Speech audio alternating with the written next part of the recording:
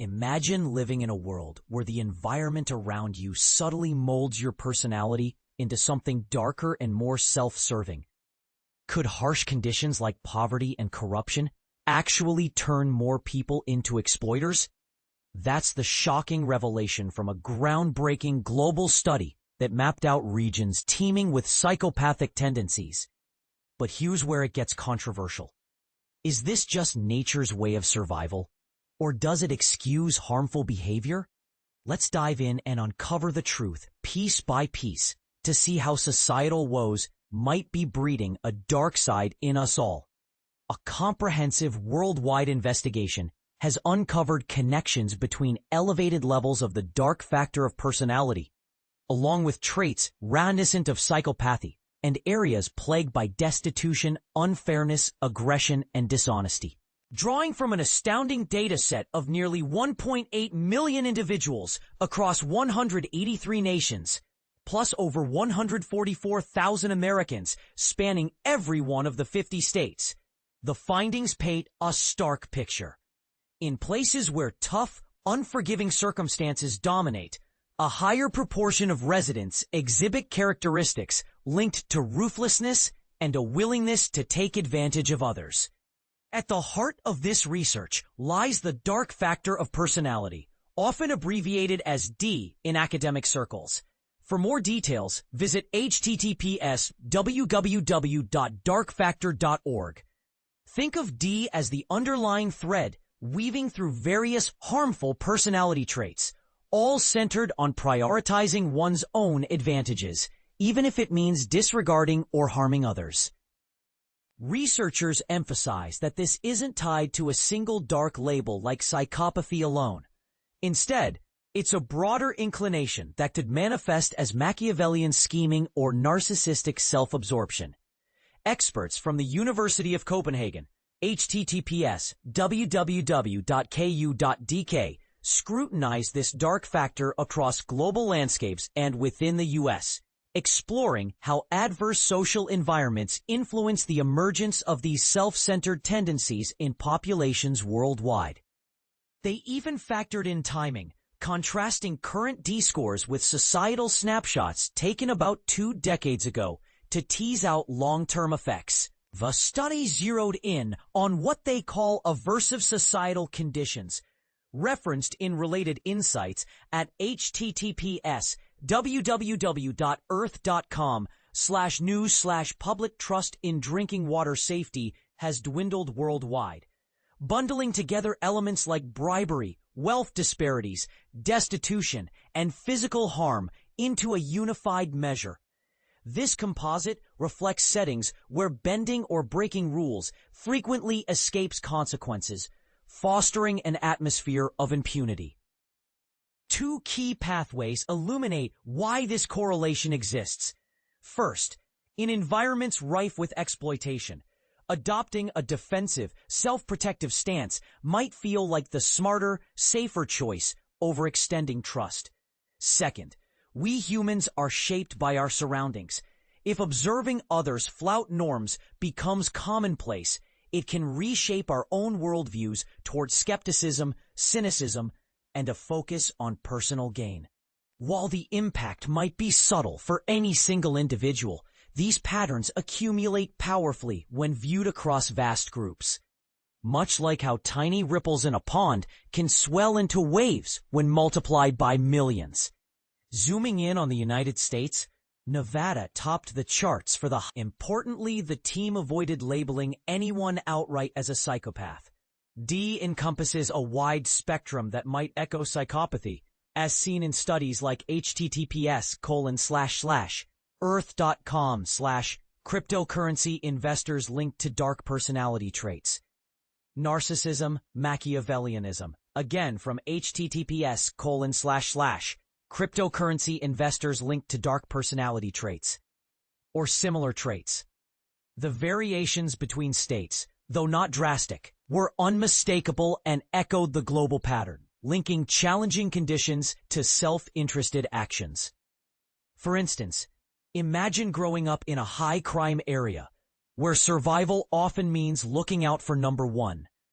Over time, This could subtly encourage traits that prioritize personal benefit. To build this robust data set, the researchers sourced data on corruption from the World Bank, https://worldbank.org/nhome, using governance metrics that gauge how often public authority gets misused for private interests. In the U.S., violence levels were assessed via FBI homicide statistics, one of the most dependable gauges of lethal crime rates, offering a snapshot of community danger.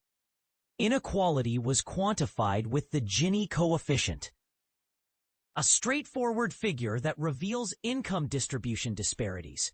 The higher the number, the greater the chasm between the wealthiest and poorest. Corruption details for America came from U.S. Department of Justice, DOJ records. Visit https://worldbank.org, tracking prosecutions of public officials to map where and how frequently governmental misconduct has been legally addressed. Of course, no study is flawless. Online surveys might attract participants who choose to engage, potentially biasing results towards certain demographics, as the researchers candidly noted. Additionally, the duration of residency for many wasn't recorded, making it tricky to pinpoint how long environmental influences had been at play. Measuring corruption and violence accurately is notoriously challenging, with even sophisticated tools possibly overlooking localized subtleties. Yet, despite these caveats, the core findings held firm when alternative data sources and timeframes were tested. The link between societal factors and dark factor traits, explored further in https://earth.com/news/personality traits linked to volunteer, remained robust even after accounting for variables like age and gender. Why should we care about these geographic clusters of dark factor traits? As touched on in https://boomets.com/news, what motivates us to help others' key brain region identified. It sheds light on how our surroundings gradually sculpt our behaviors and perspectives. In regions where inequality and corruption are the norm, individuals might internalize that self-protection and strategic cunning are viable paths to success, potentially passing these mindsets down through generations, embedding them in a culture. The scientists stress that this isn't about branding people as inherently wicked. Rather, it highlights how enduring struggles and eroded social trust can steer entire groups toward more competitive, suspicious outlooks. Much like how posture can reveal personality traits, as in https://we can determine someone's social personality traits by posture, how they stand. By grasping these dynamics, society could pave the way for more equitable, collaborative communities. Addressing the dark factor of personality opens up intriguing possibilities for intervention. The research hints at a practical policy tool, reducing corruption, similar to anti-poaching efforts discussed at https://www.earth.com. Dehorning rhinos significantly cuts down on poaching, and bolstering safety could gradually lower average D scores. Change won't happen instantly. Personalities evolve slowly, and societal norms shift incrementally.